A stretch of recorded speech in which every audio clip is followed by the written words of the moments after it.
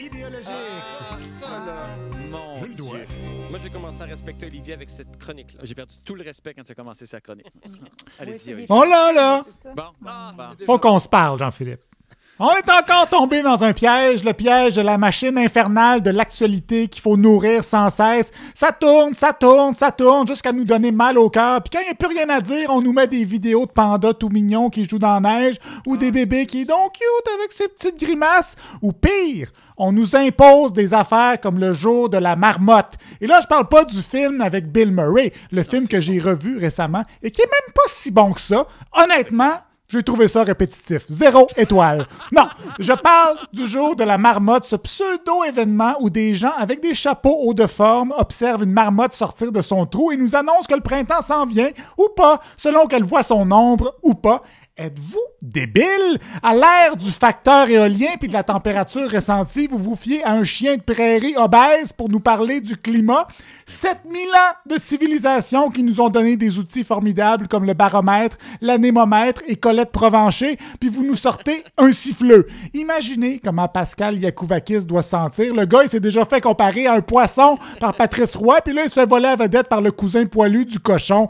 Et même Radio-Canada a fait une nouvelle avec ça. Radio-Canada, Jean-Philippe, c'était écrit « Consensus chez les marmottes canadiennes ».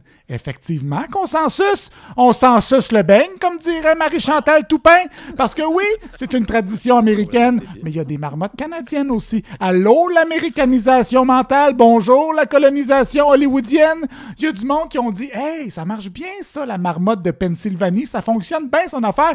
On va se partir une marmotte, nous autres aussi. » Il y en a même une en Gaspésie, à Val d'Espoir. Val d'Espoir. Voyons donc, ce nom-là. Il aurait dû appeler ça Val dont on nous prend pour des caves. Parce que vous savez ce qu'elles ont en commun, ces marmottes-là? Elles sont toutes poches à prédire l'arrivée du printemps. Selon une étude du Service météorologique du Canada, là, menée sur 40 ans, leurs prédictions sont bonnes 37% du temps. La marmotte est plus poche que le hasard. Faut le faire quand même. Mais ça me surprend pas de cette petite bête-là. Parce qu'honnêtement, là, elle a quoi, la marmotte? Elle a rien. Elle a pas des dents qui coupent des arbres, comme les castors. Elle a pas des pics, comme un hérisson. Elle a pas un bec de canard, crache pas du venin, puis pond pas des œufs, comme l'ornithorynque. Elle a rien de spécial, à rien. Même son poil est poche. Personne n'a jamais dit « Regarde mon beau manteau de marmotte ».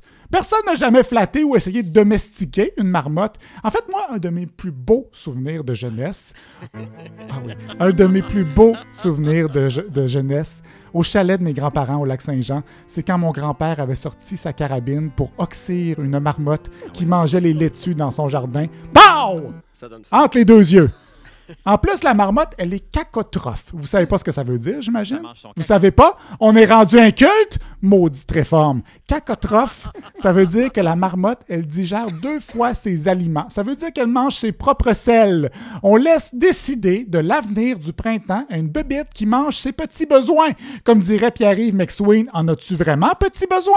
Puis le pire, là, c'est que ça, là, c'est la seule chose qui est digne d'intérêt au sujet de la marmotte. Pas pour rien que Jean de La Fontaine n'a jamais écrit une fable sur la marmotte. Jamais, jamais, jamais. Ça peut pas être le phénix des autres de ses bois, un siffleux. Il n'y a rien à dire sur la marmotte. Elles ont pas de personnalité. Elles sont plates. Puis pas juste quand elles sont effoirées sur le bord de l'autoroute. À rien pour elles, je vous dis, on n'utilise pas sa fourrure, on fait pas du cheval sur une marmotte, puis on la mange pas non plus, sauf en Mongolie. Ils en mangent là-bas, en Mongolie. Arrêtez-moi avant que je dise une niaiserie, là. Je suis en train de déraper. C'est pire que de croire à l'astrologie, tout ça. C'est pire que de croire à des théories du complot, mais nos médias y embarquent là-dedans. Ils reçoivent un communiqué. Phil la marmotte de Punch-Touchaway prédit un printemps hâtif. Puis là, le chef de pupitre dit à la stagiaire au web « Hey, Léa Jade, j'ai un gros dossier pour toi. On vient d'avoir le résultat de la marmotte de Punch-Touchaway. Vite, avant qu'on se fasse couper. » Puis là, Léa Jade, elle fait son article « Consensus chez les marmottes canadiennes. » Puis là, tout le monde s'en sac. Pourquoi ils font ça? Qui lit ça? Qui s'intéresse? Personne, personne et personne. On est pris dans le cycle infernal de la nouvelle, l'engrenage de l'actualité. On n'arrête pas pour y penser. On se dit pas, hey, la marmotte, ça nous intéresse-tu finalement? Non! On reçoit ça, puis on se pose pas de questions, puis au final, tout ce que ça fait, c'est faire vivre l'industrie du T-shirt avec une marmotte dessus à Punxsutawney. Maudit qu'on est épais.